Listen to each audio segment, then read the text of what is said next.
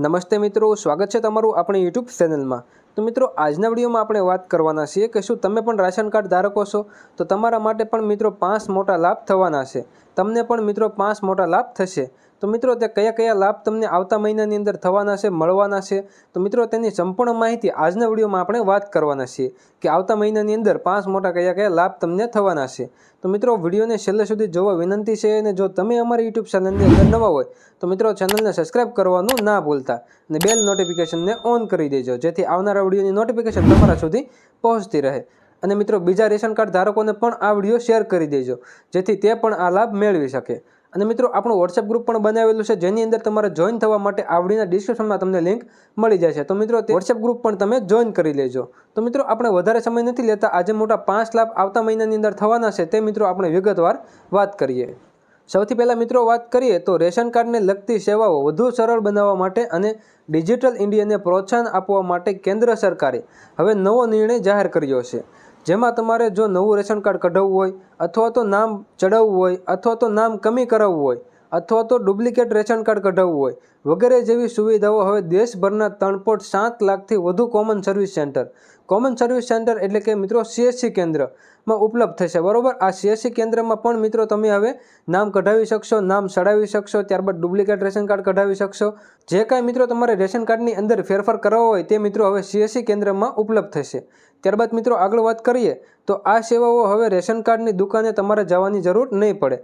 જો મિત્રો તમારા નામમાં કોઈ પણ સુધારો કરાવવો હોય અથવા તો રેશન કાર્ડની અંદર કોઈ પણ સુધારા વધારા કરાવવો હોય તો તમારે રેશન કાર્ડની દુકાને હવે નહીં જવું પડે અથવા તો મિત્રો તમારે મામલતદાર કચેરીના ધક્કા નહીં ખાવા પડે, મામલતદાર કચેરીએ હવે નહીં જવું પડે અને લાંબી કતારોમાં તમારે નહીં ઊભું રહેવું પડે, એટલે કે તમારે લાંબી લાઈનોમાં હવે નહીં ઊભું રહેવું પડે।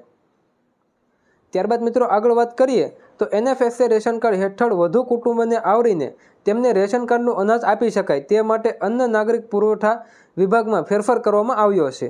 શહેરી વિસ્તાર માટે જે કુટુંબનો કોઈપણ સભ્ય માસિક 15,000થી ઓછી આવક ધરાવતો હોય તો તેને NFSA હેઠળ આવરી લેવામાં આવશે અને જો ગ્રામ્ય વિસ્તારમાં માસિક 15,000થી વધુ આવક ધરાવતા હોય તો તેમને પણ અન્ન સુરક્ષા હેઠળ આવરી લેવામાં આવશે। ત્યારબાદ મિત્રો આગળ વાત કરીએ તો ગુજરાત પુરવઠા વિભાગે આ ઠરાવ જાહેર કર્યો છે। અત્યાર સુધીમાં આવક મર્યાદા 10,000 હતી, હવે તેને વધારીને 15,000 કરવામાં આવી છે। તો મિત્રો આ પણ તમારે ખાસ ધ્યાનમાં રાખવાનું છે।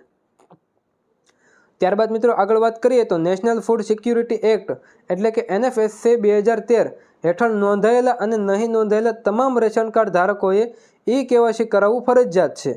જે રેશન કાર્ડ ધારકો NFSA રેશન કાર્ડમાં આવતા હોય, બરોબર, તેમને KYC કરાવવું ફરજિયાત છે। મિત્રો, KYC કરાવવા માટે હાલ કોઈ સમય મર્યાદા નક્કી કરવામાં નથી આવી। સાયલેન્ટ થઈ ગયેલા કાર્ડ ધારકો KYC કરાવે ત્યારબાદ અનાજનો જથ્થો મેળવી શકે છે। ત્યારબાદ મિત્રો આગળ વાત કરીએ તો હવે પછી 1 વર્ષમાં જો કોઈ અનાજનો જથ્થો નહીં લેવા આવે તો તેવા કાર્ડને સાયલેન્ટ કરી દેવામાં આવશે અને હવે જે અરજદારો KYC કરાવવા માંગતા હોય તો તે ઘરે બેઠા પણ KYC કરાવી શકે છે। તે મિત્રો માય રેશન એપ્લિકેશનમાંથી ઘરે બેઠા KYC કરાવી શકે છે। અને મિત્રો, તમે જો ઘરે બેઠા KYC કરાવવા માંગતા હોય તો મિત્રો અમારો સંપર્ક પણ કરી શકો છો। જે તમને સ્ક્રીન ઉપર નંબર જોવા મળે છે તે નંબર ઉપર તમારે વોટ્સએપ મેસેજ કરવાનો રહેશે અને KYC જો તમારે કરાવવાનું હોય તો મિત્રો આ નંબર ઉપર તમારે KYC કરાવવું તેવી રીતે મિત્રો તમારે મેસેજ કરવાનો રહેશે, એટલે મિત્રો અમે તમને KYC ઘરે બેઠા કરી આપશું। ત્યારબાદ મિત્રો આગળ વાત કરીએ તો જે મિત્રો ઉજ્જવલા યોજના હેઠળ જે 300 રૂપિયા સબસિડી આપવામાં આવતી હતી તેને મિત્રો ફરીવાર 1 વર્ષ માટે લંબાવવામાં આવી છે। કેન્દ્ર સરકારે ગરીબ અને મધ્યમ વર્ગને રાહત આપવાનો નિર્ણય લીધો છે।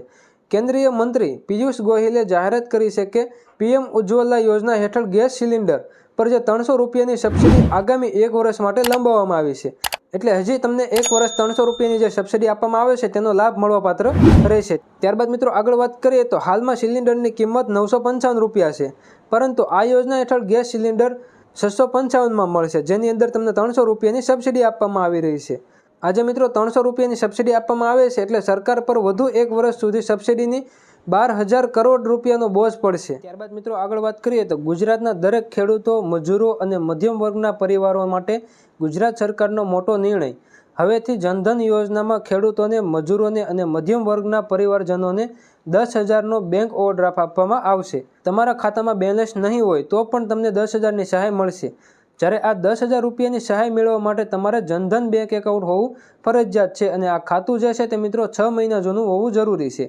જ્યારે પહેલાં આ યોજના હેઠળ 5,000 રૂપિયાની સહાય આપવામાં આવતી અને હવે મિત્રો તેને વધારીને 10,000 કરી દેવામાં આવી છે। તો મિત્રો આ હતા રેશન કાર્ડ ધારકો માટેના 5 મોટા લાભ। વિડીયો પસંદ આવ્યો હોય તો વિડીયોને એક લાઇક કરવાનું ના ભૂલતા અને મિત્રો તમારા મિત્રો સુધી આ વિડીયોને શેર કરવાનું ના ભૂલતા અને મિત્રો ચેનલમાં નવા હોય તો ચેનલને સબસ્ક્રાઇબ કરવાનું ના ભૂલતા અને બેલ નોટિફિકેશનને ઓન કરી દેજો જેથી આવનારા વિડીયોની નોટિફિકેશન તમારા સુધી પહોંચતી રહે। તો મિત્રો હવે મળીએ આગળના વિડીયોમાં, ત્યાં સુધી જય હિન્દ, વંદે માતરમ।